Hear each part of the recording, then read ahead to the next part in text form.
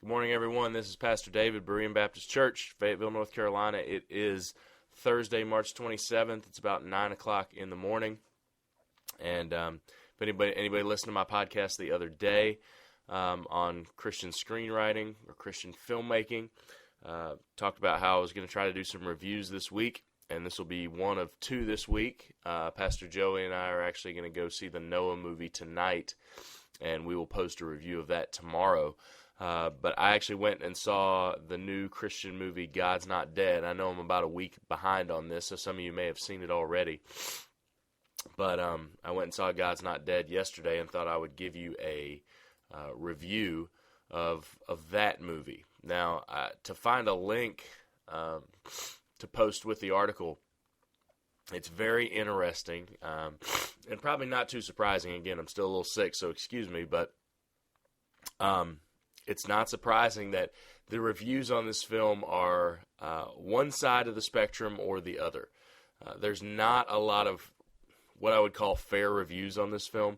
So I found one that was actually somewhat objective, and so that's the one that I linked. It's from The Hollywood Reporter, so you can read that. So if you read from Christian websites, they're going to tell you that this is a powerful film and it's amazing. If you read from a more secular site, it's going to talk about how terrible this movie is and how weak the performances are. So it's really difficult to get an objective view here, or an impartial view. Not that that's possible, but at least a fair review. It doesn't seem to happen too often.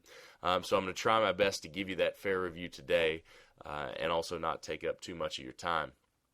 Just to give you an idea, you may have heard of some of the movie rating venues that they have online. One's called Rotten Tomatoes. Another one's Internet Movie Database. The Rotten Tomatoes site it's not going well on that site, not surprisingly. I think it's 25% say it's okay. The rest are very negative on it, and I'd imagine most didn't even watch it. Same thing with Internet Movie Database. 46.3% of people that rated the movie rated it at 10 stars out of 10. Now, I don't know about you, but if I'm going to rate a movie 10 stars out of 10, it's got to be the most powerful thing ever. I don't know if there is a 10 out of 10 movie that's been made. But 46.3% have rated it a 10, 32.8% have rated it a 1. So almost half say 10, about 1/3 say 1. So you can see what's going on here. The Christian side is trying to pump it up. The atheist side is trying to tear it down. And again, so there's not much impartiality going on here. Here's what this review says. The headline is God's Not Dead Film Review. A student debates his professor over the existence of God in this religious-themed movie that features an appearance by Duck Dynasty star Willie Robertson. A week before Noah hits multiplexes across the country, a much smaller religious-themed movie is sneaking into a few theaters. God's Not Dead seems unlikely to provoke the controversy that Noah is generating in some conservative religious circles, since it was produced by a company called Faith Family Films, among other backers. As the title and the producing entity suggest, the film is clearly designed as propaganda to counter Hollywood's more typical godless efforts. But is it effective propaganda? Sometimes it is, to be honest, but it will speak mainly to those who already define themselves as true believers. Right? And so obviously the person writing this article is not a believer, so that's why I kind of chose this one, because the author here, Stephen Farber, is actually fair, and that's why I chose this article. But he's got a point here. The movie is very much preaching to the choir. I'm going to try not to ruin the movie for anybody if you haven't seen it and that you want to see it, but it is preaching to the choir. As I talked about in the podcast the other day, and as Nate Fleming's blog talked about, I don't know that this crosses over and reaches out to too many people. I'm not sure this appeals to a mainstream audience. It's, Christians are going to watch it and Christians are going to like it, which is great. That's fine, but let's not call it too evangelistic if that's the case. And he calls it propaganda, and in a sense, if you want, I'm not talking propaganda in a negative sense, but there is a propaganda type message to it. I mean, there is an intention, there is an agenda here. It does take precedence over a lot of things. He says the film is slickly produced with a competent cast, and although it sometimes stacks the deck shamelessly in defense of its credo, it does allow a few dissenting voices to slip into the debate. The protagonist, Josh Wheaton, played by Shane Harper, is a freshman at the fictional Hadley University in Louisiana who locks horns with an atheistic and dictatorial philosophy professor. On the first day of class, the haughty Professor Radisson, Kevin Sorbo, asks that all students sign a paper affirming that God is dead so that he will not have to spend time arguing with traditional believers. Josh refuses to sign, and the professor reluctantly offers to let him have a portion of 3 classes to try to win the other students over to his devout point of view.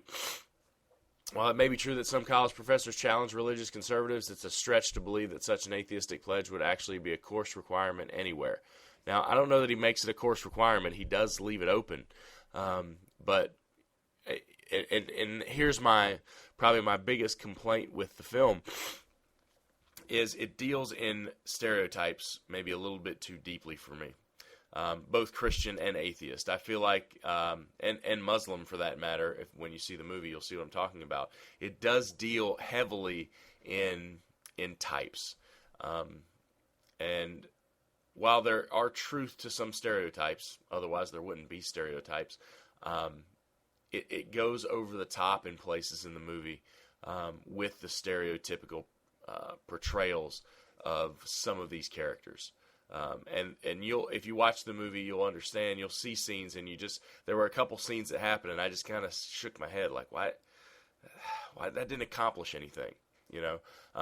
There are those elements to it. There are other scenes that they do very well, and there are scenes where they just play into the picture, both of the Christian and the non-Christian, that I was a little disappointed in. He says, nevertheless, when Josh and Radisson begin their debate, it's somewhat refreshing to hear intellectuals like Stephen Hawking and Richard Dawkins quoted and discussed. That does happen. We do get both sides of this debate. So there is an honest portrayal of that. I thought that was good. Radisson is a pretty one-dimensional tyrant, though it helps that Sorbo gives such a smooth, effective performance when a third-act revelation provides personal motivation for his fervent atheism. The plot gimmick is pretty tacky. It cheapens the issues to suggest that anyone who doubts the existence of God came to that conclusion because of a personal trauma. That's one of those stereotypical things that's there. Is it untrue? Is it impossible? No, it's not unrealistic. But they definitely play to the stereotype in that character. And I would agree that Sorbo's performance is probably the best in the movie as far as the acting goes. Although the heart of the film is this argument between cynic and believer, the film introduces quite a few characters and subplots, padding the running time unnecessarily. I would agree with that. There's a lot going on. A lot of side stories going on that are a little bit superfluous, and you get caught up in the weeds a little bit sometimes. We have a journalist with a cancer diagnosis, a brother and sister caring for a mother with dementia, and a Muslim girl who defies her overbearing father by embracing Christianity. The last subplot is seriously offensive in suggesting that Muslims are the only religious group intolerant of other faiths. I'm not sure I would agree with that statement, but it is the stereotypical Muslim. That is the portrayal. And maybe there's some truth to that in a lot of cases. And I'm not saying the incident in the film is, again, unrealistic, but they do play to the worst case scenario stereotype. There's a couple characters where Dean Cain's character, for example, I'm not sure why it's in the movie. He's just kind of there. It just kind of adds one more wrinkle to the plot that I don't think adds too much to it. It does give an interesting scene towards the end of the movie with his mother, but there were times where it's like, why is this in the movie? Despite its dubious theology, the film is well paced. This is a secular guy saying dubious theology, by the way. Even if it makes some editing blunders, like intercutting daytime and nighttime scenes that are supposed to be occurring simultaneously, Harper makes a likable, low-key protagonist. Sorbo is a vigorous antagonist. Tricia LaFache as the stricken reporter and David A.R. White as a college pastor both give engaging performances, and Dean Cain is convincing as a corporate hotshot without much of a belief system. So that's why I chose this article. He does give some respect to some of the actors when he makes the review. Willie Robertson of Duck Dynasty fame appears as himself, and the film climaxes with a musical performance by the Christian rock group Newsboys. The film has entertaining moments, but these are clearly secondary to its proselytizing intentions. So the reviewer here is definitely going to take a shot, but I don't know that it's proselytizing. I don't get that at all. Again, I get it as preaching to the choir. I get it as serving a Christian audience, which is what we talked about in the podcast the other day. Is there truth here? Are there some good things here? Is it clean? Yeah, all those things are true. Does it clearly present the gospel? Not as clearly as I would like. There is an articulation at the end of the film that's not too bad, but we go through most of the film without a clear gospel presentation. Now, what's the issue going on in the classroom? It's theism. It's not the gospel, which is good, which is a good conversation to have, especially with an atheist. If you can move an atheist to be a theist, well, we're moving in the right direction. But don't expect a gospel presentation. You do get it at the end of the movie, like I said, and I'm not entirely satisfied with it in the circumstances that it's presented. I just think they could have done a better job of interweaving the death, burial, and resurrection of Jesus. His name is mentioned, but mostly it's God, and I love God. I'm fine with that. But in our secular culture, God can kind of mean a lot of things, and I wish they would have been a little bit more clear on it. For example, that you'll see in the movie, and I don't think this is ruining anything if you watch it, but there's one character that starts the movie as a non-believer. One of his fellow students that starts the movie as a non-believer, becomes and meets him after all his stuff and says, I've chosen to follow Jesus. Well, the problem is that the character Josh Wheaton, the guy that's doing the stuff, never mentioned Jesus in his presentation. He never mentioned the gospel. He never mentioned faith in Jesus Christ, and yet this kid comes up and says, I'm going to be a follower of Jesus. Why? Because you were an atheist before, and now you've been presented scientific arguments that support creation. There's no Christian gospel given. So I'm a little frustrated by something like that.